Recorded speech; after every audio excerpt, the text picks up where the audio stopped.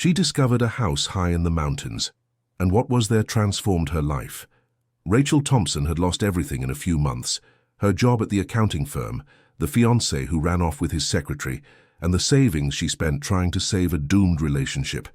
At 28, she found herself directionless and hopeless, living in the small back room of her aunt's house in Asheville.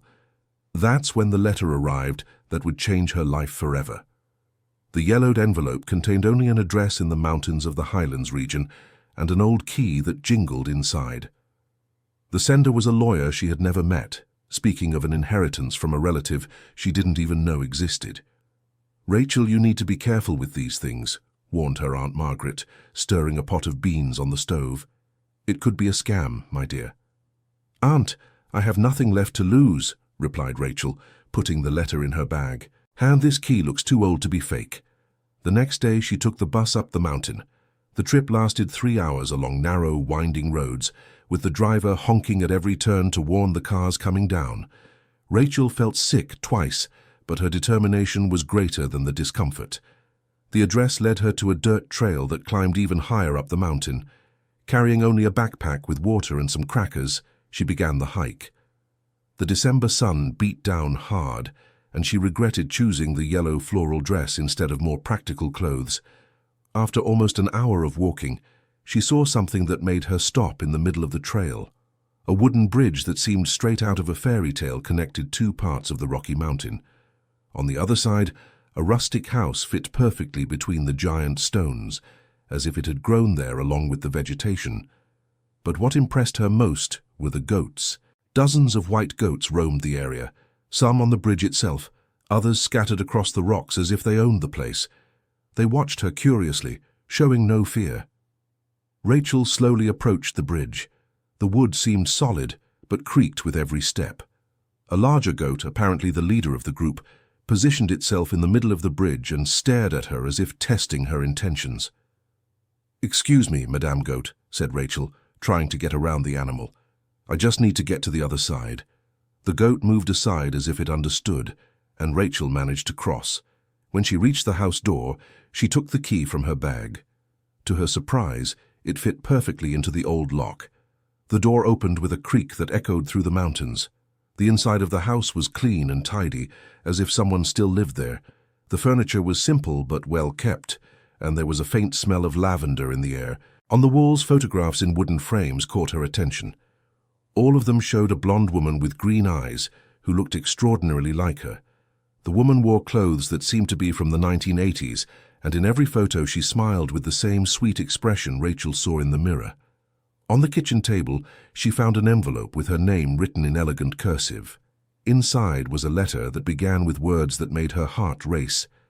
"My dear granddaughter Rachel, if you are reading this, it means you have finally found me." Her hands trembled as she continued reading. The letter explained that the house had belonged to her paternal grandmother, Elizabeth Thompson, who had hidden in the mountains decades ago for reasons that would only become clear when Rachel found what was stored at the back of the yard. "You are Mrs. Elizabeth's granddaughter."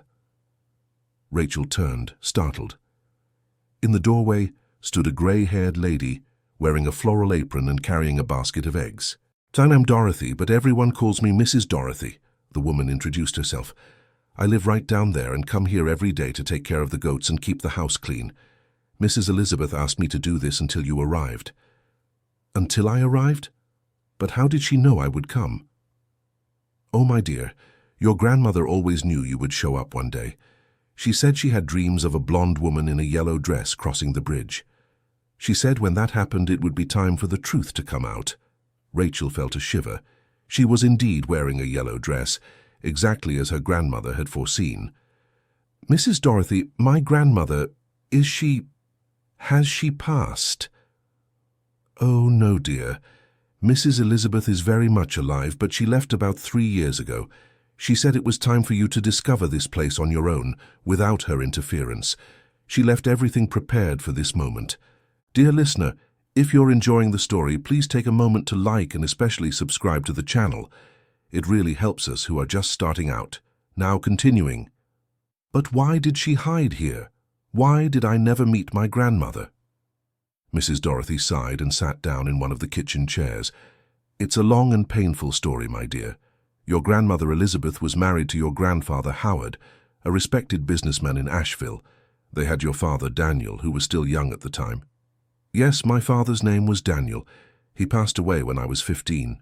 He never spoke much about his family. Your father didn't speak because he didn't know the full truth. Elizabeth discovered something terrible about Howard and his family, something that put her life and your father's life at risk. Rachel leaned forward, eager for details. What kind of thing? Howard wasn't just the honest merchant everyone thought he was. He was involved with some men who were embezzling money from the city's public works. When Elizabeth discovered the papers hidden in his office, she tried to confront him. And what happened? He threatened to hurt her if she told anyone, said he would kill her and the boy if she opened her mouth. Elizabeth was terrified and decided to flee with your father, but Howard discovered the plan. Rachel felt her heart beating faster and faster. What do you mean, discovered? The night before the escape, Howard came home drunk and furious. He said he knew she was planning to run away and that he wouldn't allow it. There was a terrible argument, and Elizabeth grabbed your father and ran out in the middle of the night. And they ended up here? No, first they went to the house of Elizabeth's sister, your great-aunt Carol, in Asheville.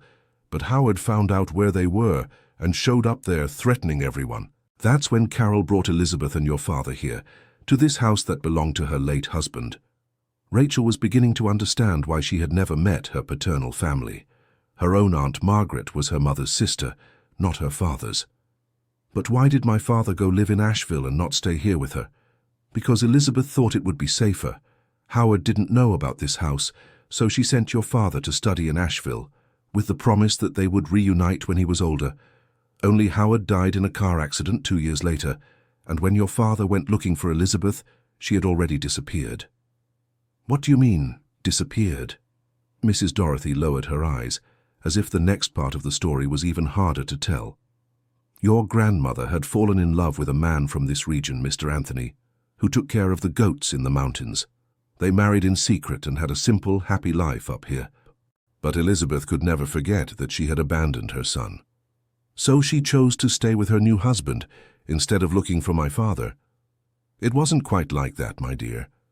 Elizabeth tried to find your father several times, but he had changed his name and address for safety.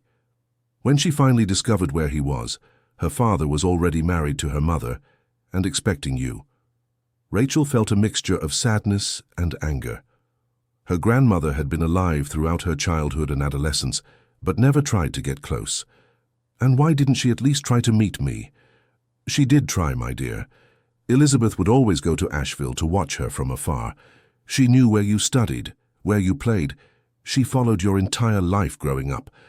But she was afraid the past would come back to threaten the family. What past? Howard was already dead. Yes, but his family remained powerful in the region. Howard's eldest son, your Uncle Maurice, took over the business and knew Elizabeth was aware of his father's fraud. If she appeared, he might try to silence her. Rachel stood up and began to walk around the house, trying to process all that information.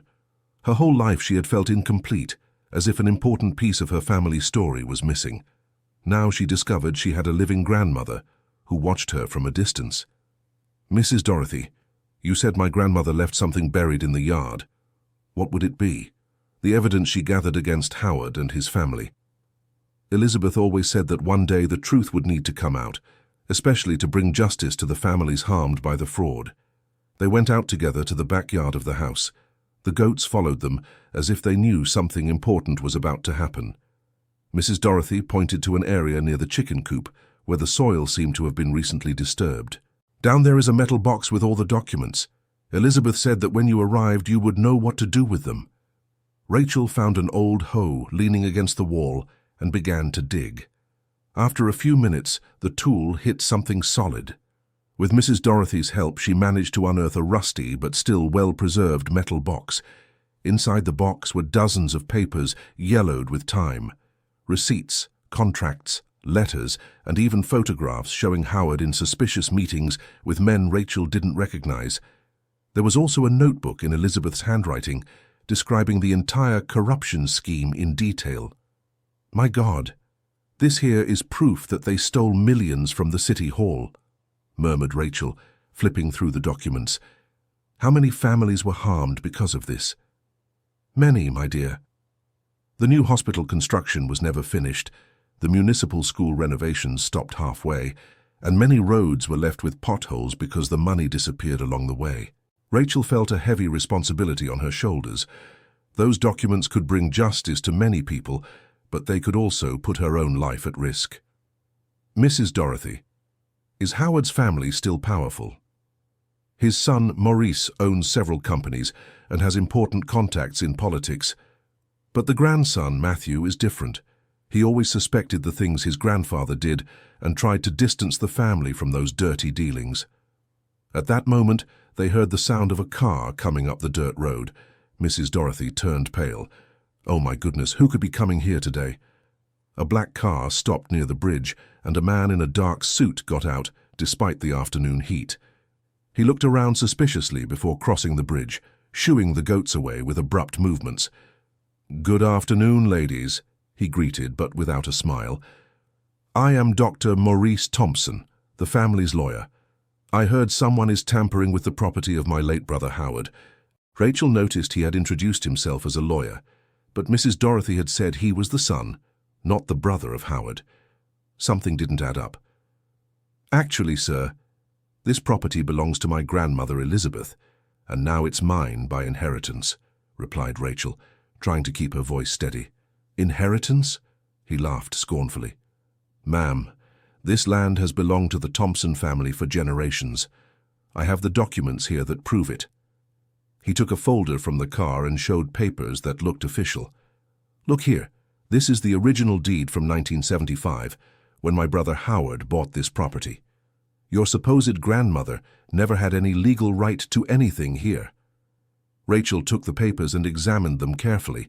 They really did seem authentic, but something bothered her. The dates didn't match what Mrs. Dorothy had told her. "Mr. Morris, may I ask why you waited so many years to come claim this property?" "Because we didn't know it was being occupied illegally. We only found out when a neighbor informed us that people were living here." Mrs. Dorothy stepped forward. "Neighbor? But there are no neighbors here. The closest house is mine, and I never spoke to any Thompson about anything." The man was visibly embarrassed by the remark. "Well, it must have been someone passing through the area," he tried to explain. Rachel took advantage of his hesitation to press further. "And how did you know my name to look for me?" "Your name?" "I didn't know your name. I came here just to check on the property situation." "But you greeted me as if you knew who I was." The man began to sweat, despite the cool mountain breeze. "Look, I didn't come here to argue. I brought a purchase offer. I'm willing to pay 50,000 rays for the property, even though it's illegally occupied. It's a generous offer." 50,000? Rachel was outraged. "Sir, I'm no real estate expert, but a property of this beauty with this location is worth much more than that. It's what I'm willing to pay. You can accept it or face a legal dispute that will last years and cost a lot of money." Mrs. Dorothy whispered in Rachel's ear, "My dear, your grandmother warned me about this. She said that one day they would come after the property and that you shouldn't believe anything they said." "Mrs. Dorothy," Rachel spoke loudly enough for the man to hear, "did you know Howard personally?" "Of course I did. He was a tall, bald man with a scar on his right forehead. Very different from this gentleman here." The man shifted uneasily. "My good lady, perhaps you're confusing him with someone else. Howard was my twin brother, but we were quite different physically." "Twins?" Mrs. Dorothy laughed. "Young man, Howard didn't have any brothers. He was an only child. I knew the whole family." At that moment, Rachel was absolutely certain that man was lying about everything, but she decided not to confront him directly yet. "Sir, I need some time to analyze all the documents and think about your offer. Can you come back here next week?" "A week? I can't wait that long. I need an answer today." "Why the rush?" "Because I already have a buyer interested in the property to develop a rural tourism project." Rachel realized this might be his real motivation. The property, with that incredible view and the unique atmosphere of the goats in the mountains, would indeed be perfect for tourism. "All right, sir. I'll think about your offer and get in touch." The man gave her a business card and left, but not before looking with interest at the area where they had dug in the backyard. Dear listener, if you're enjoying the story, please take a moment to like and especially subscribe to the channel. It really helps us who are just starting out. Now continuing. As soon as the car disappeared down the road, Rachel turned to Mrs. Dorothy. That man is lying about everything, isn't he? Completely, my dear. First, he is not Howard's brother. Second, Howard never bought this land. It always belonged to Great-Aunt Carol's family, who left it to Elizabeth when she died. And third, he's no lawyer at all. How do you know? Because I know every lawyer in the region, and I've never seen that man in my life. Besides, the business card he gave you has the address of an office that closed 2 years ago. Rachel looked at the card more carefully. It really did look suspicious, with the printing somewhat faded and no cell phone number, just a landline.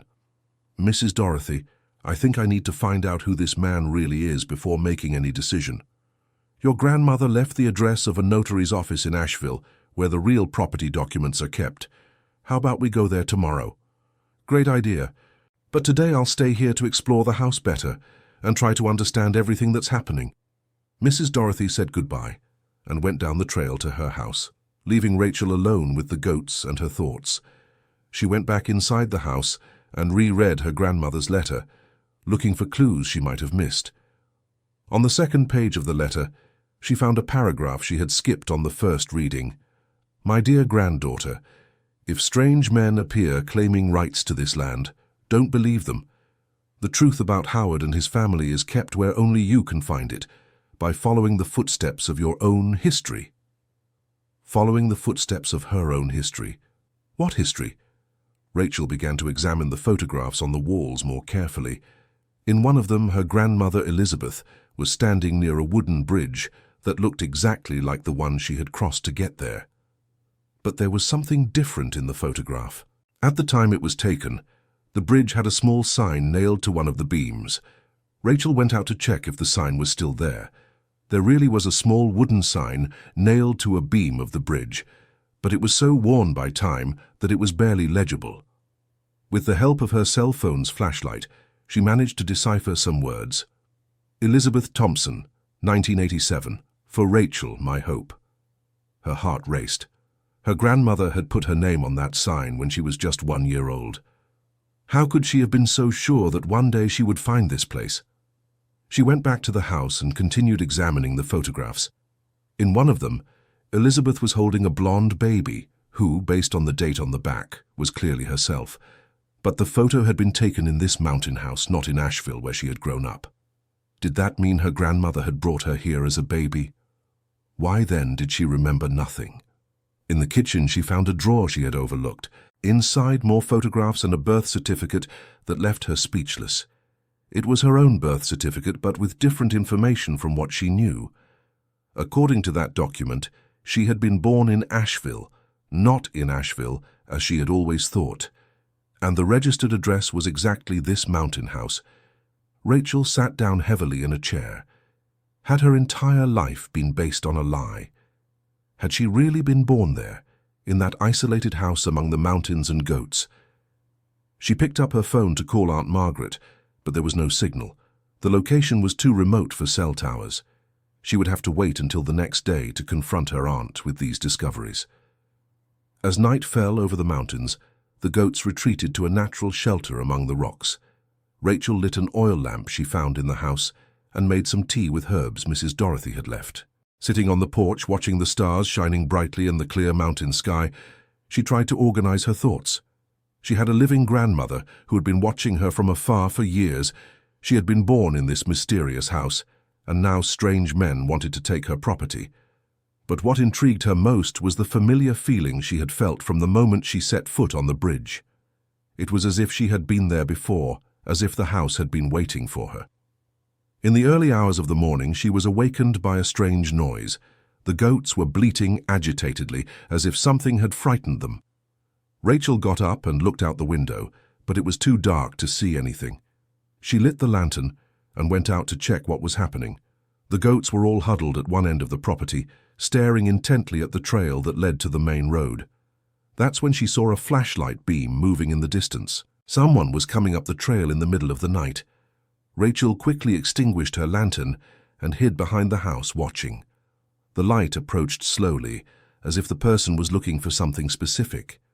When the figure got close to the bridge, she could see it was a young man, not the same one who had appeared during the day. This one was tall and thin, carrying a backpack. The man crossed the bridge carefully and began to examine the area around the house with his flashlight. He seemed to be searching for something specific. Rachel decided to confront him. She relit her lantern and stepped out of the house. "Who's there? What do you want here?" The man turned quickly, clearly surprised he wasn't alone. "I'm sorry, I didn't know anyone was here," he said, keeping his distance. "I'm Matthew Thompson. My grandfather used to come to this place when I was a child."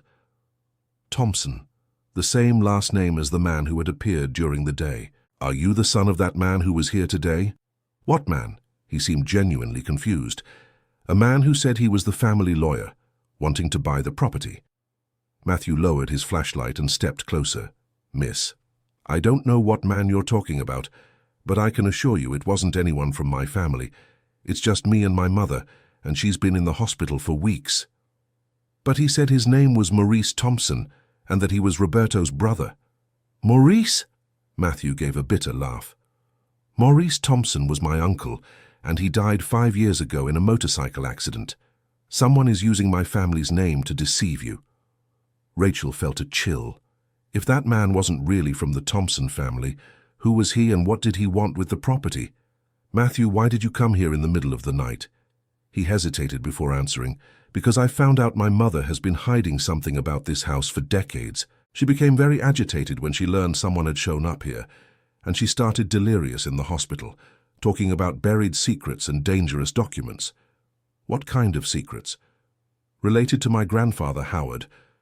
I always knew he wasn't an honest man, but my mother never wanted to tell the details. She only said there were things in the family that were better forgotten." Rachel realized she had finally found someone who could help her understand the whole situation. She decided to trust him. "Matthew, I'm Rachel, Elizabeth's granddaughter. I think your family and mine have a very complicated history together." They sat on the porch, and Rachel told him everything she had discovered since she arrived. Matthew listened attentively, asking pointed questions and showing genuine concern. "Rachel, my mother always said Elizabeth was a good woman who suffered a lot because of my grandfather. She felt guilty for not helping Elizabeth at the time. Your mother knew my grandmother." "Yes, she did. In fact, they were friends before Elizabeth married Howard. My mother, Sylvia, always believed Elizabeth disappeared because Howard was threatening her." "And why did your mother never try to look for her?" "Because Howard forbade it. He said Elizabeth had abandoned the family, and that anyone who tried to contact her would be considered an enemy of the Thompson family." Rachel was beginning to understand that Howard had been much more controlling and dangerous than she had imagined. "Matthew, would your mother know who the man was that showed up here today pretending to be Maurice?" "Perhaps. She knows a lot of people from the region and has a good memory. How about we visit her tomorrow at the hospital?" "Great idea, but first I need to go to the notary's office to check the property documents." "Can I go with you? I'm also very interested in discovering the truth about my family." Rachel accepted the company. Matthew seemed sincere, and having someone from the Thompson family on her side could be an advantage. They spent the rest of the early morning talking on the porch, sharing stories about their families, and trying to piece together the puzzle of the past. Matthew revealed that he had always suspected his family had become wealthy dishonestly, but never had the courage to investigate. When the sun rose over the mountains, the goats came out of their shelters and began roaming the property again. Matthew was impressed by their docility. "It's as if they recognize that you belong to this place," he observed. "That's exactly how I've felt since I arrived, as if I'd lived here before." Mrs. Dorothy arrived early, carrying fresh bread and coffee for breakfast. She was initially suspicious of Matthew's presence, but was reassured when he explained who he was and his intentions. "Young man, you look so much like your mother Sylvia when she was young," said Mrs. Dorothy. "She was a good person who suffered greatly being married into that family." "You know my mother?" "Of course I know her. Before all this trouble, our families were friends. Your mother and Elizabeth were like sisters. After breakfast, the three of them went down the trail together. Matthew had left his motorcycle hidden on a road further down. Rachel and Mrs. Dorothy went with him to Asheville. The notary's office was in the old part of town, in a colonial house converted into an office. The notary, Mr. John, had known Elizabeth's family since he was a child. "Young lady, your grandmother Elizabeth came here every year to renew the property documents," he told her. "Always very careful with the paperwork, she never wanted to risk losing that land." He brought out a thick folder with all the documents. The original deed showed that the property had been purchased by Great-Aunt Carol in 1962 and left in a will to Elizabeth in 1978. All taxes were up to date, and there were no legal issues. "Mr. John, could someone have fake documents claiming rights to this property?" asked Rachel. "It's possible, but it would be very difficult to fool an experienced judge. Your family's documents are the originals, registered here for decades. Anything different would easily be identified as fake." Matthew asked to see the documents the fake Morris had shown Rachel. The notary examined them quickly. "These here are crude forgeries. The typography doesn't match the period, the paper is too modern, and the stamps are poor imitations of the official seals." Rachel felt relieved but also worried. If someone was willing to forge documents to take her property, who was to say they wouldn't try more aggressive methods? From there, they went straight to the hospital to visit Matthew's mother. Sylvia Thompson was in the geriatric ward, suffering from pneumonia that left her weak but lucid. When she saw Rachel enter the room, Sylvia's eyes filled with tears. "My goodness, you look just like Elizabeth when she was young," she whispered. "Matthew, is this Elizabeth's granddaughter?" "Yes, Mother, and she needs your help to understand some things about our family." Sylvia grasped Rachel's hand tightly. "My dear, I ask for forgiveness on behalf of the Thompson family for everything your grandmother went through. Howard was a terrible man, and I never had the courage to stand up to him. Mrs. Sylvia, a man showed up at the property yesterday claiming to be Maurice Thompson. Do you have any idea who that could be?" Sylvia thought for a moment. "Maurice was my brother-in-law, but he died years ago. Someone who knows our family is using his name. Describe this man to me." Rachel described the visitor in detail. Sylvia frowned. "That man sounds like Jake, an old accomplice of Howard's. They used to do business together back during the fraud era. If Jake is after the property, it's because he knows the evidence against them is stored there." "What kind of evidence?" "Howard kept copies of all the fraudulent contracts, bribe receipts, and correspondence with corrupt politicians. He thought it protected him, in case anyone tried to betray him. But when Elizabeth discovered where he hid everything, she copied the key documents." "And where did Howard hide the originals?" "In a house he owned downtown in Asheville, in a safe built into the office wall. But the house was sold years after his death." Matthew intervened. "Mother, if Jake is still alive and looking for that evidence, it's because he wants to destroy it to protect someone who is still involved in the old frauds."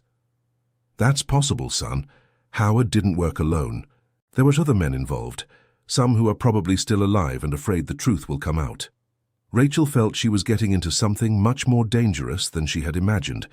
This wasn't just a family dispute over an inheritance, but a corruption scheme that could involve people who were still powerful. "Mrs. Sylvia, do you think I should turn the documents over to the authorities?" "My dear, that decision is yours. But remember that your grandfather Howard made a lot of people suffer, and many families never received justice. Perhaps it's time for the truth to come out." When they left the hospital, Matthew was thoughtful. "Rachel, I think we should go back to the property and examine the documents you found more carefully. If they really contain evidence of corruption, they could be very valuable for achieving justice. But they could also be dangerous for both of us." "That's true. But think of the families who were harmed. My own grandfather stole money that should have been used to improve the lives of people in the region." On the way back to the mountains, they stopped at a diner for lunch. Rachel noticed a black car had been following them since they left the hospital. "Matthew, I think we're being followed." He glanced discreetly in the rearview mirror. "It's the same car I saw parked near the hospital when we arrived. Let's test it." He turned onto a random street and took a few unnecessary turns. The black car stayed behind them. "They're definitely following us. What do we do?" Rachel thought quickly. Let's go to Mrs. Dorothy's house first, without taking the trail to the property. If they don't know the area, they might get lost. Matthew took an alternate route via back roads until they reached Mrs. Dorothy's house, which was in a lower part of the mountain. The black car drove straight past, apparently lost. Mrs. Dorothy welcomed them with concern. "What a scare, you took so long I thought something had happened." "Actually, something did. We're being followed," Rachel told her. They decided to wait for nightfall before going up to the house on the mountain. Mrs. Dorothy prepared a hearty dinner and told more stories about Elizabeth and the region. "Your grandmother always said that one day justice would be done," Mrs. Dorothy recalled. "She had great faith that you would be the right person to make it happen." "But why me? I'm just an unemployed accountant with no experience in this sort of thing." "Sometimes we don't need experience, my dear. We just need courage and the will to do what's right." When it grew dark, they quietly made their way up to the house on the mountain.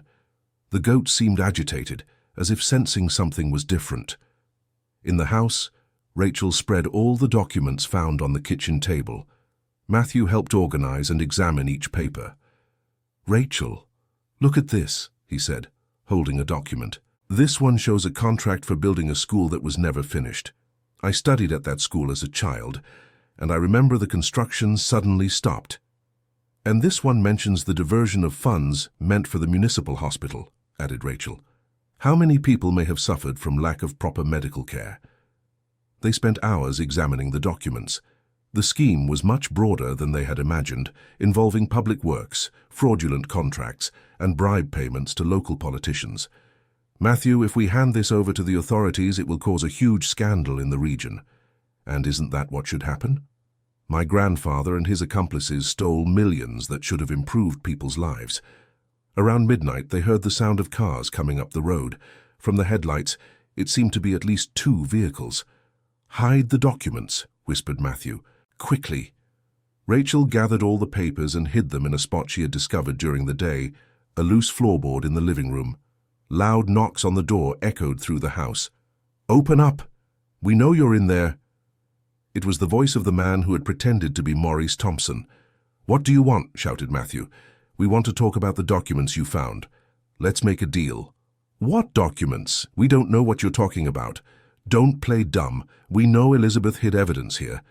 Hand everything over and no one gets hurt." Rachel and Matthew exchanged glances. Clearly, those men were willing to use violence if necessary. "And if we don't hand them over?" challenged Rachel. "Then you'll have very serious problems. This property could suffer an accidental fire, understand?" The threat was clear. Matthew moved closer to Rachel. "We need to buy time until morning. During the day, they won't risk doing anything too violent." "Buy time how?" "We'll negotiate. Say we need to think about their proposal." Matthew shouted, "All right, we'll talk, but I want you to identify yourselves first. My name is John Miller, and I work for important people who want to recover some documents that were stolen decades ago." "Stolen?" "These documents belong to Rachel's family. These documents contain confidential information that could harm innocent people. We are willing to pay $200,000 for them." Rachel was surprised by the amount. If they were offering that much money, the documents really must be very compromising. "200,000, she shouted. "Why is it worth that much?"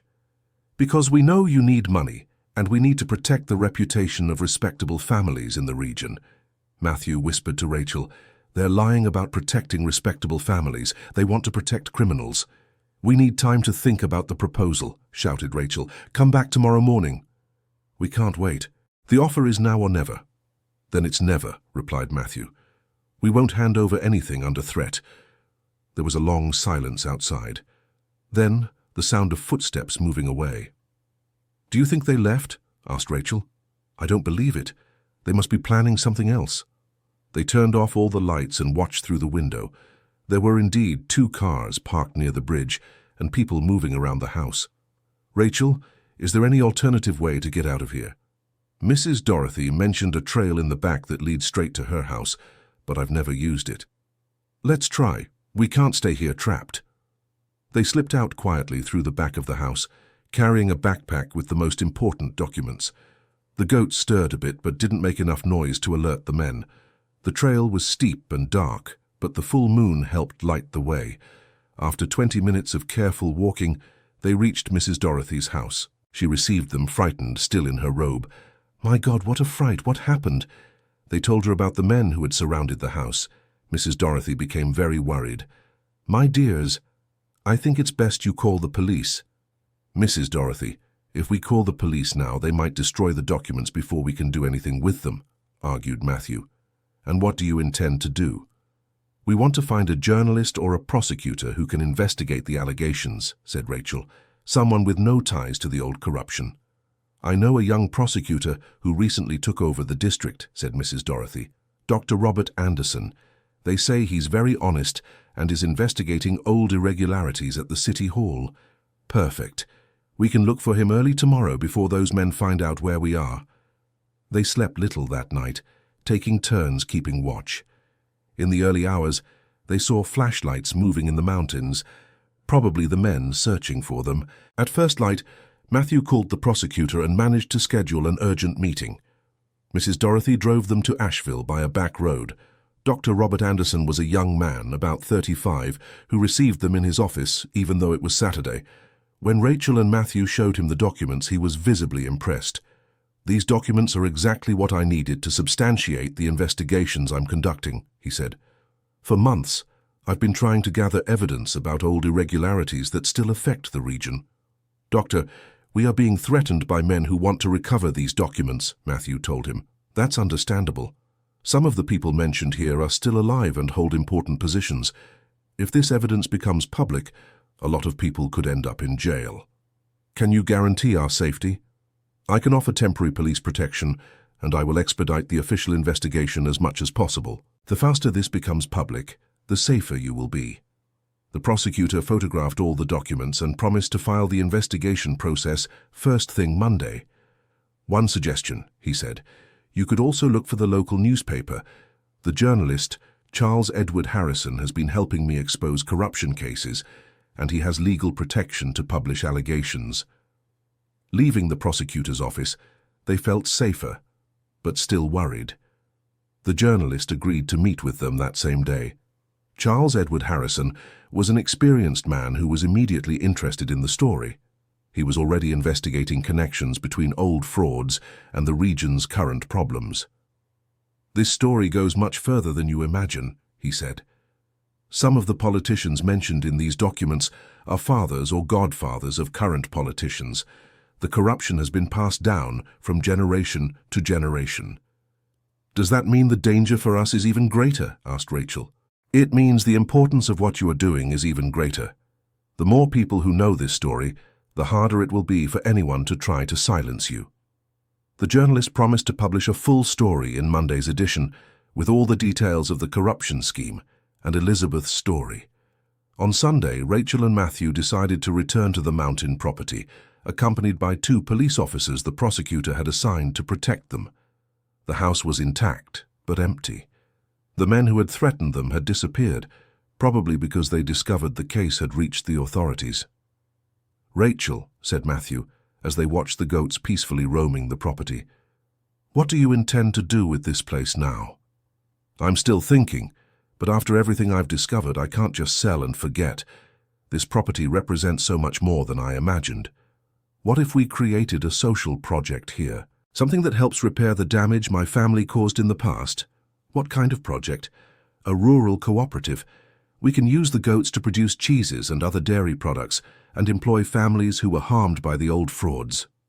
Rachel liked the idea. It was a way to turn something negative into something positive. On Monday, the journalist's story was published prominently on the front page. The headline was, "Documents Reveal Corruption Scheme That Defrauded Millions in the Mountain Region."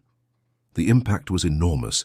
Several families sought out Rachel to tell how they had been harmed by the fraud. The prosecutor opened several investigation cases, and some local politicians resigned from their positions. But the biggest surprise came 3 days later, when an elegant lady appeared at the mountain property. It was Elizabeth, her grandmother, who had returned upon learning that her granddaughter had finally found the truth. The reunion was emotional, as Elizabeth, now 78, was still a strong and determined woman. She said she had moved to a small town in the interior of Boston after Anthony passed away, but had always followed from afar what happened in the region. "My dear granddaughter," said Elizabeth, hugging Rachel, "I always knew you would be brave enough to do the right thing. Your parents would be so proud." "Grandma, why did you never seek me out before?" "Because I needed to be sure you were safe first.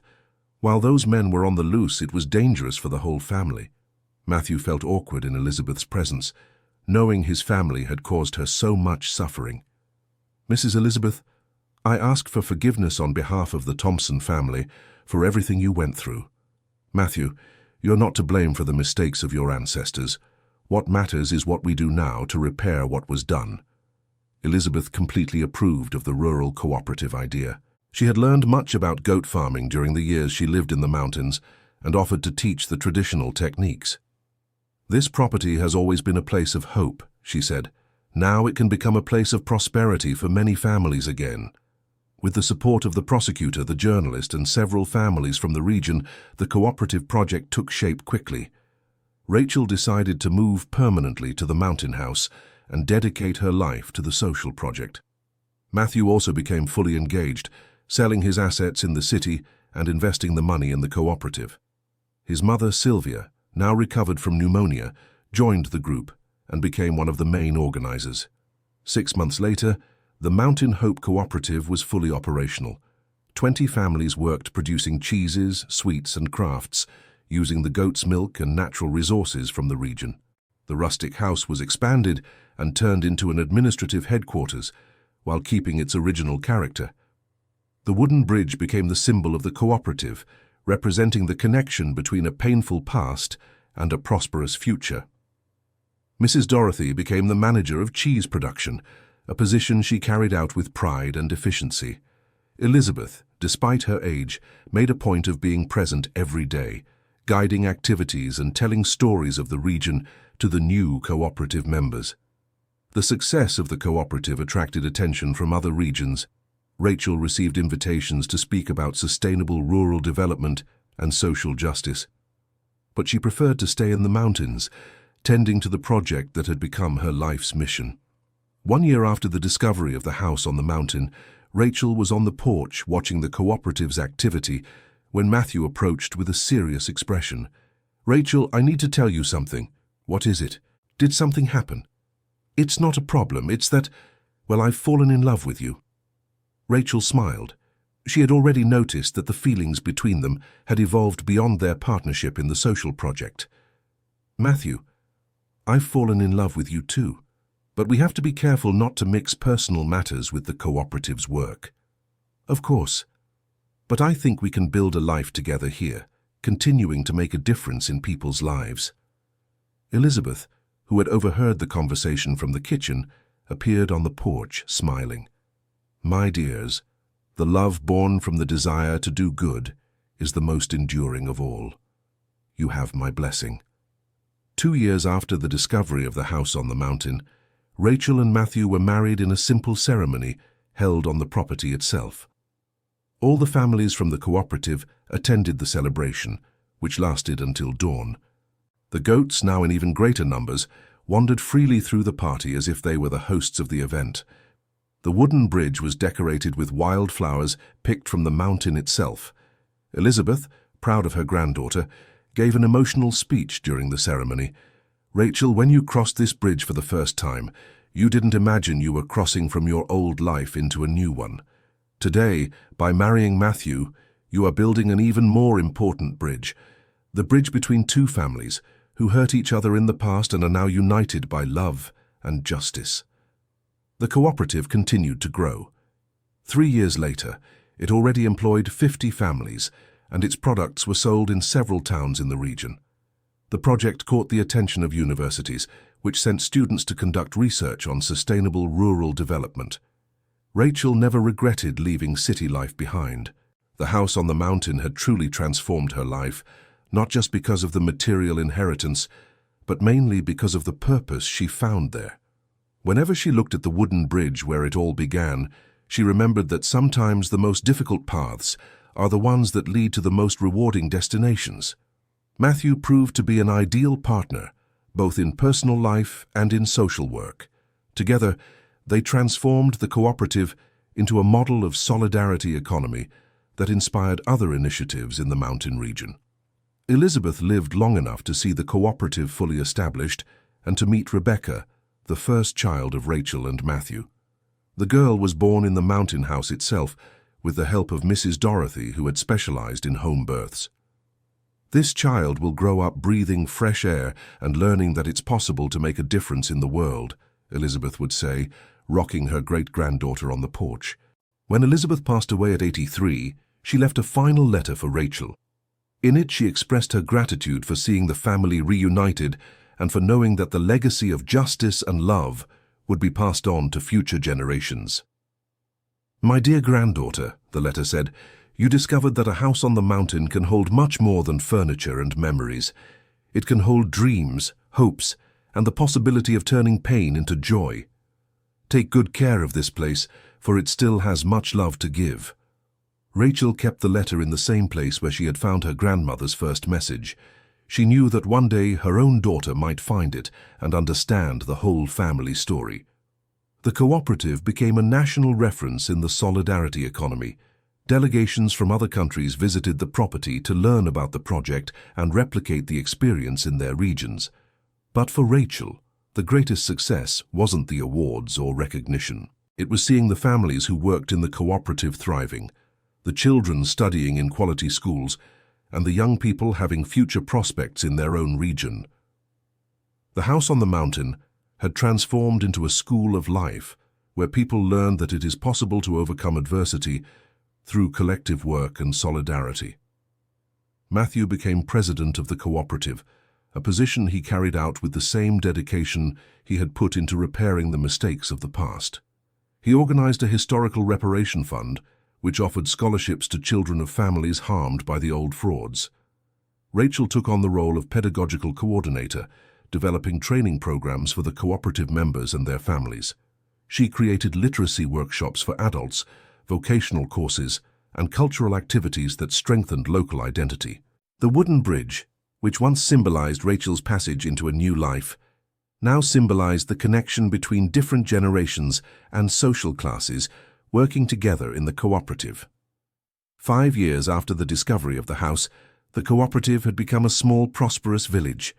Simple but comfortable houses were built for the families of the cooperative members, a community school, and a health clinic. The goats, which initially were just the animals living on the property, were now part of a herd of more than 200 head, all raised sustainably and free range. Rachel became pregnant again, this time with twins. Matthew joked that they would need to expand the original house to accommodate the growing family. "We won't alter the original structure of the house," Rachel decided. "It will remain as Elizabeth left it, so our children always remember where they came from." The project caught the attention of a documentary producer who wanted to tell the story of the cooperative and the social transformation in the region. Rachel agreed to participate, provided part of the proceeds went to new social projects. The documentary The Bridge of Hope was shown at national and international festivals, taking the cooperative's story to the whole world. Rachel received invitations to give lectures at universities and conferences, but she always returned quickly to the mountain. "My place is here," she would say to Matthew. "It's from here that we can continue making a difference." Dear listener, if you're enjoying the story, please take a moment to like and especially subscribe to the channel. It really helps us who are just starting out. Now continuing. The twins were born on a spring day, when the mountains were blooming and the goats seemed even more cheerful. Rachel and Matthew named them Gabriel and Hope, honoring respectively the maternal grandfather Rachel never knew and the grandmother who transformed her life. Mrs. Dorothy, now 75, took on the role of the boys' grandmother, teaching them about the region's medicinal plants and telling old mountain stories. "These boys will grow up knowing they are part of a bigger story," she would say, carrying both in her arms as she walked around the property. The cooperative expanded its activities to include sustainable rural tourism. Visitors from various parts of the country came to learn about the project and spend a few days experiencing the simple mountain life. Rachel organized itineraries that included goat milking, cheese production, ecological hikes, and workshops on solidarity economy. The tourists always left impressed by the transformation they witnessed. "It's incredible to see how one family managed to turn a past tragedy into a force for good," commented a visitor from Boston. The original Mountain House was transformed into a cooperative museum, preserving Elizabeth's history and showing how the discovery of the documents had changed the lives of an entire region. In the old room where Rachel had found her grandmother's first letter, a permanent exhibition on social justice and historical reparation was installed. Students from local schools regularly visited the site to learn about citizenship. Matthew created an exchange program with cooperatives from other states, allowing young people from the mountains to learn about different experiences with the solidarity economy and bring new ideas to the local project. The wooden bridge was reinforced and expanded while maintaining its original rustic character. A plaque at the entrance honored Elizabeth Thompson and briefly told the history of the property. 10 years after the discovery of the house, Rachel was pregnant with her fourth child. The family had grown as much as the cooperative, and the first 3 children were already showing interest in continuing the social project. Rebecca, the eldest, enjoyed taking care of the goats and said that when she grew up, she would be a veterinarian to help the cooperative's animals. Gabriel showed a talent for organization and loved helping Matthew with administrative activities.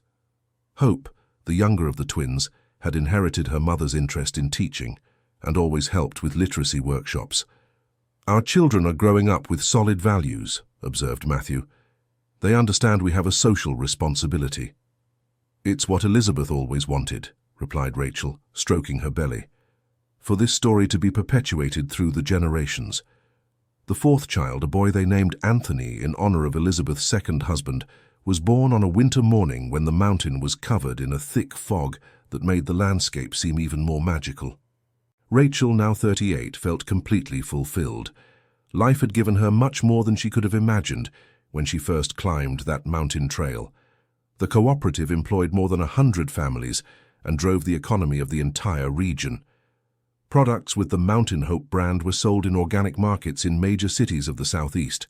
More importantly, the region had become a reference for sustainable development and social justice. Politicians, researchers, and social activists regularly visited the cooperative to learn about the implemented model. Rachel published a book telling her story and the lessons from the experience. The House on the Mountain, a story of love, justice, and social transformation, became a bestseller and was translated into several languages. "I never imagined I'd be a writer," she joked with Matthew. "But I think Elizabeth would be proud to see our story being shared with so many people." The book's royalty income was fully invested in expanding the cooperative and creating new social projects in the mountain region.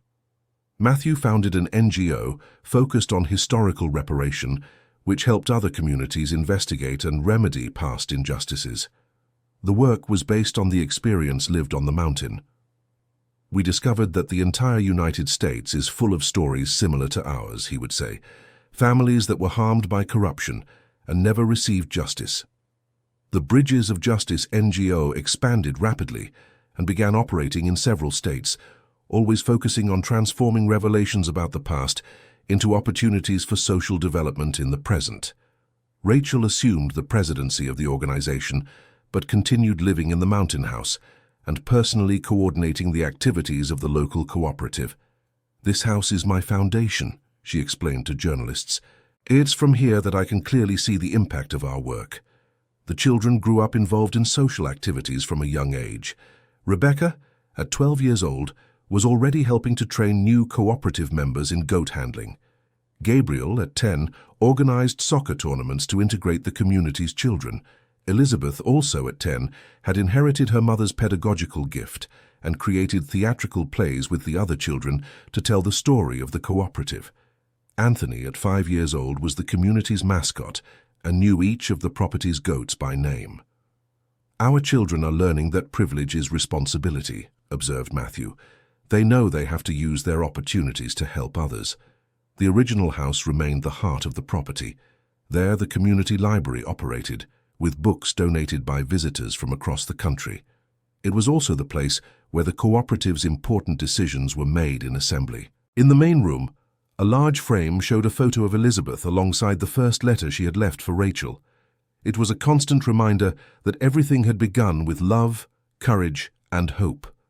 15 years after the discovery of the house, the cooperative had become a sustainable development complex that included organic agriculture, solar energy, ecological waste treatment, and responsible tourism. The original wooden bridge was transformed into a covered walkway, but next to it, an exact replica of the original structure was built, maintained as a historical symbol of social transformation. Rachel, now a mature woman of 43, was nationally recognized as an expert in solidarity economy and rural development. But she continued living simply in the house on the mountain, prioritizing family and community. "True success is not measured by external recognition," she said in lectures. "It is measured by the transformation we can generate in the lives of the people around us." Matthew had become an even more determined and generous man. At 45, he divided his time between the local cooperative, the national NGO, and a new project, a technical school in sustainable development that would train young people to replicate the mountain model in other regions. The 3-year course combined theoretical subjects with intensive practice at the cooperative. Graduates left equipped to implement similar projects in their home communities. "We are multiplying hope," Matthew told the school's first students. "Each of you will be a seed of social transformation." Rachel became pregnant for the 5th time at 44. Although it was an unplanned pregnancy, the whole family was happy with the news. The older siblings were already very capable of helping with the baby's care. "She will be our last child," she joked. 5 is already a big enough family to take care of this whole mountain. The girl was born on an autumn afternoon and was named Hope, a name that perfectly symbolized the family's legacy. She was a calm child who from a young age showed special affection for the goats. The cooperative celebrated its 20th anniversary with a big festival that lasted 3 days. Thousands of people participated, including former authorities who had helped in the investigation of the past crimes, members from other projects inspired by the mountain experience, and families who had benefited from the social programs. During the festival, the Elizabeth Thompson Memorial was inaugurated, a green area with sculptures that told the story of the region from the difficult times to the current transformation. "My grandmother always said that justice may take time, but it always arrives," said Rachel in the festival's main speech. What she could not have imagined is that justice would come accompanied by so much love and prosperity. District Attorney Robert Anderson, now the state's Attorney General, gave an emotional speech recalling how the documents found by Rachel had led to the conviction of dozens of corrupt individuals and the recovery of millions of dollars for public works.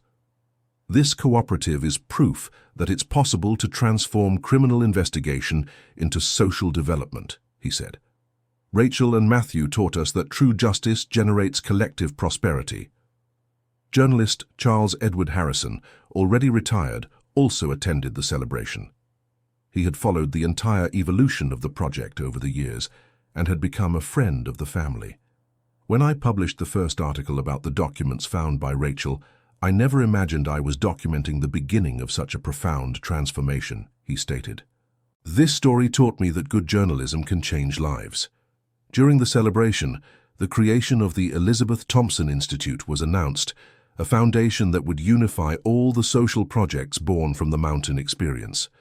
The foundation would have resources to expand the model to other regions of the country. "We want every U.S. state to have at least one cooperative inspired by the mountain model," announced Matthew.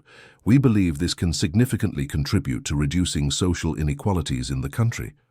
Rachel was chosen as president of the institute, but insisted on maintaining her residence in the original mountain house. "My strength comes from this place," she explained. "It's here that I can maintain the connection with the project's origins and ensure we don't lose our essential values." The 5 children grew up with distinct personalities, but united by social commitment. Rebecca decided to study veterinary medicine and sustainable development. Gabriel chose cooperative management. Elizabeth opted for social pedagogy. Anthony showed interest in environmental engineering, and Hope, still young, already demonstrated artistic talent. "Each will contribute in a different way to the continuity of the project," Rachel observed. "But they all understand they have a responsibility to the community." The family gathered every evening on the porch of the original house for dinner and conversation about the day. It was a sacred moment where they planned activities, discussed cooperative problems, and told family stories. "These conversations are our children's university," Matthew would say. "Here they learn about leadership, solidarity, and social responsibility." The house had been expanded over the years to accommodate the growing family, but the original structure was preserved as a historical landmark. The room where Rachel found Helena's first letter remained exactly as it was that day. 25 years after the discovery of the house, Rachel was already a grandmother. Rebecca had married a veterinarian who also worked at the cooperative and had 2 daughters. Gabriel was engaged to an agricultural engineer who coordinated similar projects in West Virginia. "The next generation is already secured," Rachel would joke, carrying her granddaughters around the property and showing them the goats. Matthew, at 55, continued with the energy of a much younger man. He attributed his vitality to the meaningful work he did and the healthy mountain environment. "When you work for something bigger than yourself, you don't get tired," he said. "Every day here is an opportunity to make a difference." The cooperative had become a complex of over 500 acres that included organic farming, animal husbandry, clean energy production, sustainable tourism, and rural development research. More than 300 families worked directly on the project, and another 1,000 families in the region benefited indirectly through the boost to the local economy. "We transformed an abandoned property into a project that generates millions of reais per year," calculated Gabriel, who had become the cooperative's financial director. "But the most important thing is that all this money stays in the region and benefits local families." The original bridge was turned into a historical monument, but several other bridges were built to provide access to different areas of the property. Each bridge was named after an important person in the project's history. Elizabeth, Rachel's daughter, had created a theatrical play that told the entire story of the family and the cooperative. The play was regularly performed for visitors and had become one of the region's main tourist attractions. "Theatre is a powerful way to convey values," she explained. "When people watch our story being performed, they better understand the importance of social justice." Anthony was developing sustainable technologies that allowed the cooperative to be completely self-sufficient in energy. The solar and wind energy project he developed became a model for other cooperatives. "Sustainability isn't just a nice word," he said. "It's a necessity to ensure projects like ours can exist for generations." Hope, at 15 years old, coordinated a choir made up of children and young people from the community. The songs they sang blended local traditions with original compositions that told the story of the cooperative. "Music connects people," she said. "When we sing our story, it becomes etched in the hearts of those who listen." 30 years after the discovery of the house, Rachel turned 58, surrounded by a huge family that included children, daughters-in-law, sons-in-law, grandchildren, and hundreds of cooperative members who considered her a mother or grandmother. The birthday celebration lasted a week and was also a celebration of the cooperative's 30 years. National authorities participated, including the President of the Republic, who made a point of seeing the project in person. "This is the United States we want to build," said the President in his speech, "a country where social justice generates prosperity and where people work together for the common good." During the celebration, the creation of the Mountain People's University was announced, a higher education center focused on sustainable development and the solidarity economy. The university would offer free courses to low-income youth from across the country. "Education is the most powerful tool for transforming society," said Rachel during the announcement. "We want to train a generation of leaders committed to social justice." The university would be built on an area adjacent to the cooperative but integrated with the Productive project. Students would have theoretical and practical classes, learning hands-on how to implement sustainable development projects. Matthew was chosen as the university's first chancellor. He had completed a doctorate in rural development and had become one of the United States' leading authorities on the subject. "This university will train people capable of replicating our experience anywhere in the country," he said. "We want to democratize knowledge about the solidarity economy, The university's first entrance exam received over 10,000 applications for 200 spots. Young people from all states applied, many inspired by the cooperative story. "It's moving to see so many young people interested in making a difference," observed Rachel. "The next generation will take our project much further than we have." The first students arrived at the beginning of the following year. They lived in simple but comfortable lodgings built especially for them, integrated into the mountain's natural environment. Classes were held in open-air rooms with views of the mountains, and the practical labs were spread throughout the cooperative's property. The students learned theory and practice simultaneously. "It's impressive to study in a place where you can see and practice everything you learn in theory," commented a first-semester student. "Here, education has real meaning." Rachel took on the course History and Values of the Solidarity Economy, where she shared her own experience and taught the principles that had guided the creation of the cooperative. "You are not here just to learn techniques," she told the students. "You are here to learn values. Techniques can be learned anywhere, but values are learned by living in community." The university quickly gained national and international recognition. Students from other countries began to apply, and exchange agreements were signed with universities in the Americas and Africa. "Our experience can inspire similar projects in other developing countries," said Matthew during an international conference. "The principles of the solidarity economy are universal." Elizabeth, Rachel's daughter, completed her pedagogy degree and returned to work at the university. She created a literacy program for adults in the region who had not yet had access to formal education. "Education is a right for everyone, regardless of age," she said. "It's never too late to learn and never too early to teach." Gabriel became the executive director of the entire network of cooperatives that had emerged inspired by the mountain model. There were already more than 50 cooperatives spread across the country, all following the principles developed in the original experience. Each cooperative has its local characteristics, but all share the values of solidarity and social justice, he explained during national network meetings. Rebecca coordinated a sustainability research program that developed technologies adapted to the reality of the cooperatives. Her research had resulted in dozens of innovations that improved productivity without harming the environment. "Science and tradition can go hand in hand," she said. "Our role is to use scientific knowledge to enhance sustainable traditional practices." Anthony specialized in renewable energy and had created systems that allowed the cooperatives to be completely self-sufficient. His work attracted the attention of international companies, but he preferred to stay in the mountains. "My laboratory is here," he said. "It is here that I can develop technologies that truly meet the needs of rural communities." Hope had become a nationally recognized artist. Her songs about rural life and social justice played on radios across the country, always promoting the values of the cooperative. "Art is a way to multiply positive messages," she said. "When a song speaks of solidarity, it plants seeds of solidarity in the heart of the listener." 35 years after the discovery of the house, Rachel was a great-grandmother. Her grandchildren were starting their own families, but all chose to stay in the region and continue the family project. "It is gratifying to see that the values have been perpetuated through the generations," she said, watching her great-grandchildren play among the goats. "Every new child born here automatically inherits the commitment to the community." The original cooperative had transformed into a small, sustainable town with over 5,000 residents. There were schools of all levels, a health clinic, a cultural center, a credit union, and even a small hospital.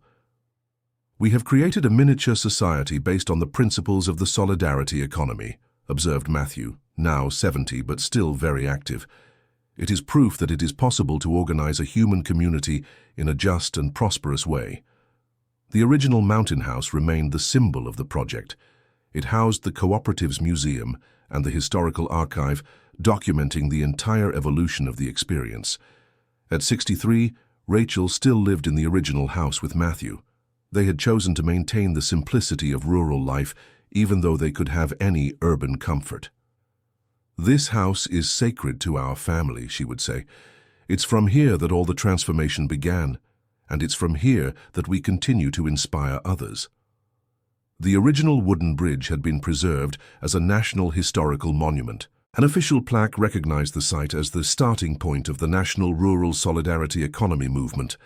Thousands of visitors crossed the bridge every year, many of them students and researchers interested in learning about the cooperative model. "This bridge represents the passage from injustice to justice," Rachel would explain to visitors. "When I crossed it for the first time, I was just looking for answers about my family. I ended up finding a life purpose." The story of the cooperative had been adapted for film, television, and literature. Dozens of books had been written about the experience, and universities around the world studied the model as a successful case in sustainable development. "Our story has become a national treasure," observed Elizabeth, her daughter. "It inspires millions of people seeking alternatives to build a fairer society." The Elizabeth Thompson Institute had become one of the leading solidarity economy organizations in the Americas. Its projects benefited over 1 million families across the continent. "We have multiplied hope beyond our borders," said Gabriel, who coordinated the international projects. "We are proving that it is possible to export models of social development." 40 years after the discovery of the house, Rachel's family included hundreds of direct descendants and thousands of adopted children who had been raised in the philosophy of the cooperative. A grand celebration marked the 40th anniversary of the transformation. Representatives from cooperatives on all continents, national and international authorities, and thousands of people inspired by the mountain experience attended. 40 years ago, a young woman lost in life climbed a mountain trail seeking answers about her family, said the President of the United States during the ceremony. "She found much more than answers. She found a mission that transformed the United States and inspired the world." During the celebration, the International Memorial of the Solidarity Economy was inaugurated, a documentation center that gathered cooperative experiences from all countries. "This memorial is proof that local experiences can have a global impact," said Rachel in her keynote speech. "What began in an isolated mountain house became a worldwide movement." Matthew, at 80 years old, gave his last public speech during the celebration. He announced his retirement from administrative activities, but assured everyone he would continue living on the mountain and participating in community activities. "My mission in life was to help repair the mistakes of my family's past," he said, moved. "I can say this mission was fulfilled with much love and dedication." Rachel officially assumed the lifelong presidency of the Elizabeth Thompson Institute, a position she would hold as long as she was physically able. "My commitment is to ensure the values we built here are perpetuated through the next generations," she declared. "As long as I live, this mountain will continue to be a beacon of hope for those seeking social justice." The original house was designated as a National Historical Landmark. A presidential decree guaranteed it would be preserved forever as a symbol of U.S. social transformation. The wooden bridge also received special protection. A law created the Hope Bridge National Park, ensuring the preservation of the entire original property area. Rachel's children gradually assumed leadership roles in the various projects. Rebecca became the university president, Gabriel the chairman of the National Cooperative Network, Elizabeth the coordinator of educational programs, Anthony the director of sustainable technology, and Hope the cultural ambassador of the movement. "Each found their calling within the larger project," Rachel observed. "It is rewarding to see that we have managed to raise leaders committed to family values." Rachel's grandchildren also began taking on responsibilities in the cooperative. The third generation grew up completely integrated with the values of the solidarity economy and demonstrated the same social commitment as their parents and grandparents. "The continuity is assured," said Matthew. "The values have taken such deep root in the family that they are now part of our genetic identity." 50 years after the discovery of the house, Rachel turned 78, the same age Elizabeth was when they reunited. The coincidence did not go unnoticed by the family. "It's as if life were a circle coming full circle," observed Elizabeth, her daughter. "Grandma Elizabeth lived to 78 to see the transformation begin. Mom has reached 78 to see the transformation solidified." A grand celebration marked not only the 50th anniversary of the cooperative, but also Rachel's 78th birthday. It was declared a municipal holiday, and people from all over the world traveled to participate. During the festivities, the World Center for Solidarity Economy Studies was inaugurated, a research complex that would bring together scholars from all countries interested in the subject. We have transformed an isolated house into the world center of knowledge on the solidarity economy, said the Minister of Education during the inauguration. This is the ultimate proof that education and values can change the world. Rachel gave her most emotional speech during the celebration. When I climbed this mountain 50 years ago, I was running from a life that made no sense. I found not just a house but a family, a community and a mission. I discovered that when we work for the good of others, our own lives become filled with meaning. She looked at the crowd of thousands applauding her on their feet. You are the proof that a small dream can become a giant reality. Elizabeth, my dear grandmother, planted a seed of hope. We nurtured that seed with great love. Now it has become a forest offering shade and fruit to millions of people. Matthew, even at 85, took the stage to give a speech of gratitude. Rachel, you transformed my family's guilt into pride. You turned the shame of the past into hope for the future. You transformed a story of pain into a story of love. Thank you for allowing me to be part of this journey by your side. The 5 children went on stage together and paid tribute to their parents. You taught us that family is not just those who share the same blood, but those who share the same values, said Rebecca on behalf of her siblings. Our family includes thousands of people spread all over the world, all united by the love of justice and solidarity. The celebration lasted a week.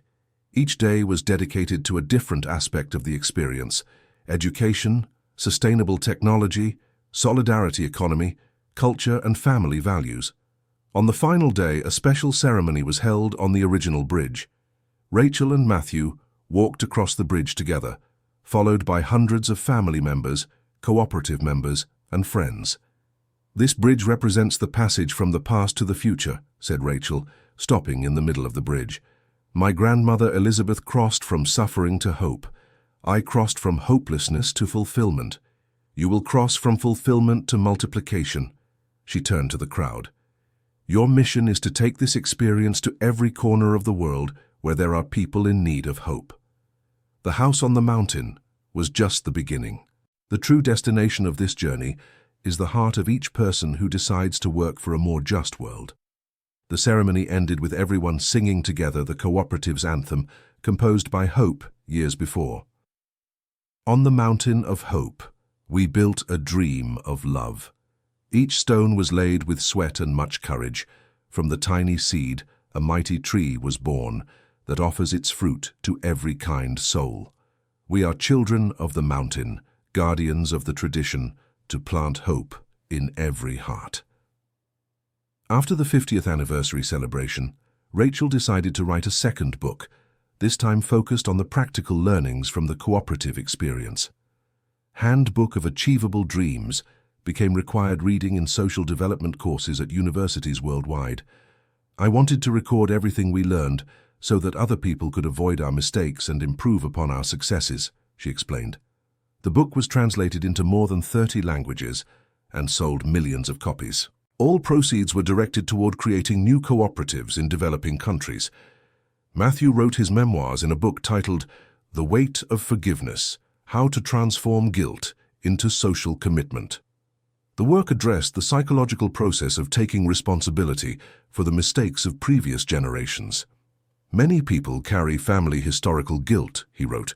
My experience shows it's possible to transform that pain into a force for good. Elizabeth, their daughter, created a feature-length documentary about the cooperative's 50 years. The film won several international awards and became educational material used in schools around the world. We wanted to show that social transformation is a long process that requires perseverance, she explained. It doesn't happen overnight, but when it does, the results are permanent. At 80 years old, Rachel still had the energy to work every day at the cooperative. She woke up early, had coffee on the porch watching the goats, and attended administrative meetings. Meaningful work keeps you young, she would joke. When you wake up every day knowing you're going to make a difference in someone's life, age becomes just a number. Matthew, at 87, had limited his activities but still participated in strategic meetings. He spent most of his time reading and writing articles about the solidarity economy. "Now my role is to systematize all the knowledge we've accumulated," he would say. "I want to leave everything documented for the next generations." The original house was transformed into a center for meditation and reflection. People from all over the world came there to be inspired and plan their own social projects. "This house has a special energy," commented a visitor from Japan. "It's as if the walls hold all the history of love and dedication that happened here." The bridge continued to be the most powerful symbol of the transformation. A tradition was established. Every new cooperative member would cross the bridge, accompanied by Rachel in their integration ceremony. "When you cross this bridge with me, you are committing not just to the cooperative, but to a way of life based on solidarity," she would explain to each new member. Rachel's great-grandchildren were already showing interest in social work. Even as young children, they helped with the cooperative's activities and participated in family discussions about the projects. "The fifth generation is already being formed in the family's values," observed Rebecca. "It's impressive how children naturally absorb the philosophy of solidarity when they grow up in an environment like this." 55 years after the discovery of the house, Rachel decided to take one last trip. She wanted to personally visit all the cooperatives inspired by the mountain model to learn about the local adaptations. For a year, she traveled throughout the United States and abroad, accompanied by Matthew and some of their children. Everywhere she went, she was welcomed as a hero and inspired the local cooperative members with her presence. "It's moving to see how our small experiment has multiplied into so many different forms," she would say. "Each cooperative has found its own identity, but all maintain the essence of solidarity." In Vermont, she visited a cooperative of indigenous women who produced crafts inspired by the American model. In West Virginia, she learned about a sustainable agriculture project that followed principles similar to those from the mountain. "The whole world is thirsty for alternative development models," observed Matthew during the trip. "Our experience offers hope for communities that feel abandoned by the traditional economic system." Back in the United States, Rachel organized a worldwide meeting of cooperatives inspired by the mountain model. More than 500 delegates from 50 countries attended the event. "You are proof that it is possible to globalize solidarity," she said in her opening speech. "Each cooperative you have created is a little piece of the mountain planted in the heart of your communities." During the meeting, the Mountain Hope International Network was created, uniting all initiatives inspired by the American experience. "Now we have an organized global movement," announced Gabriel, elected coordinator of the international network. "We can share knowledge, resources, and experiences among all the cooperatives." Rachel turned 85, surrounded by a family that included more than 200 direct descendants and thousands of adopted children spread across the world. The birthday celebration lasted a month, with delegations arriving from every continent. 85 years of life, 60 years of transformation, she said in her birthday speech. "I can say I have lived several lives in one. The life of a lost youth, the life of a discoverer of truth, the life of a builder of dreams, and the life of a grandmother to a worldwide movement."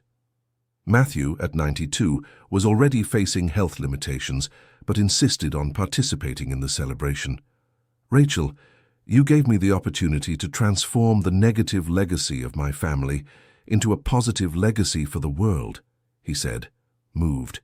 "I couldn't have dreamed of a more meaningful life." During the celebration, the World Archive of Solidarity Memory was inaugurated, a documentation center that gathered the history of all projects inspired by the mountain experience. "We want to preserve for future generations every lesson learned, every mistake made, and every victory achieved," explained Elizabeth, the archive coordinator. 60 years after the discovery of the house, Rachel turned 88. Her health was fragile, but her mind remained lucid and her determination intact. "Each day is a gift," she would say, "and I want to use every gift to keep planting seeds of hope." Matthew had passed away 2 years earlier at 95, surrounded by family in the mountain house. His last words were, "The mountain taught me that it is possible to transform any past into any future we choose." Rachel missed him every day but found solace in the legacy they had built together. "Matthew taught me that true love is the kind that grows by working together for something greater than ourselves, she would say, visiting his grave in the cooperative's small cemetery. The original house remained her residence. She received home medical care, but insisted on participating in community activities whenever possible. "I want to live my final days in the place where I found my life's purpose," she told her children. "This house gave me everything: family, mission, and fulfillment. This is where I want to depart when my time comes." Her children took turns caring for her, always respecting her autonomy and dignity. The house was always full of grandchildren and great-grandchildren who came to talk with the family matriarch. "Grandma Rachel is our living library," a great-grandchild would say. "She has an incredible story for every question we ask." At 90 years old, Rachel gave her last public speech during the celebration of the cooperative's 65th anniversary. She spoke while seated in a chair at the center of the bridge, surrounded by thousands of people. "When I crossed this bridge for the first time, I was searching for answers about the past," she said, in a weak but firm voice. "I discovered that the best answers about the past come from building a better future." She looked at the crowd of people of all ages and nationalities. "You are my answer.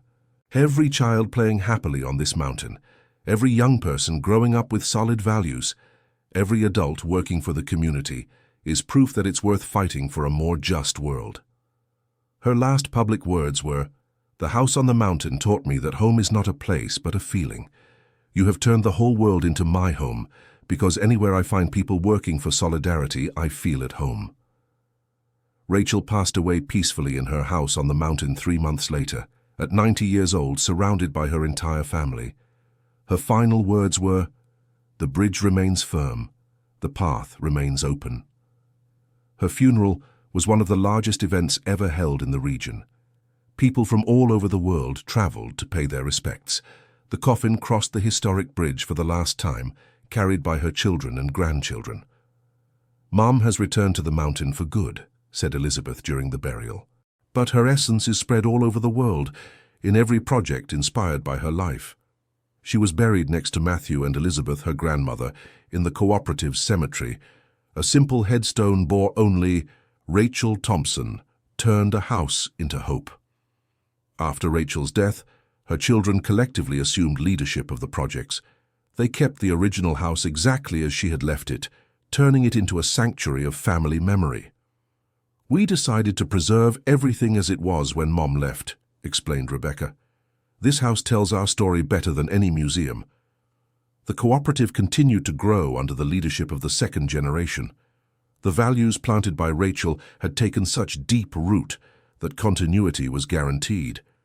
"Mom taught us that true leadership is about forming other leaders," said Gabriel. "She didn't create dependence on her, she created autonomy in us." 10 years after Rachel's death, the cooperative completed 75 years. The celebration was dedicated to her memory and the consolidation of her legacy. During the event, Rachel Thompson University was inaugurated, an expansion of the People's University that offered undergraduate and graduate courses in sustainable development. "Education was our mother's passion," said Elizabeth during the inauguration. "This university is our way of perpetuating her belief that knowledge should be shared with everyone." The house on the mountain was officially declared a World Heritage Site by UNESCO, recognizing its importance as the birthplace of the worldwide solidarity economy movement. This simple house has become one of the most important places on the planet for those studying social development, said the UNESCO representative. Here was born a model that inspired millions of people to believe in more just alternatives for social organization. The original bridge was reproduced in museums in several countries as a symbol of social transformation. Exact replicas were built in theme parks dedicated to the solidarity economy. 100 years after the discovery of the house, the mountain had become a small autonomous nation based on the principles of the solidarity economy. More than 100,000 people lived in the region, all participants in the cooperative project. The experience inspired the creation of similar cities on every continent. The mountain model became a worldwide reference for communities seeking alternatives to traditional capitalism. "Great-grandmother Rachel's dream was completely realized," said a great-great-grandchild during the 100-year celebrations.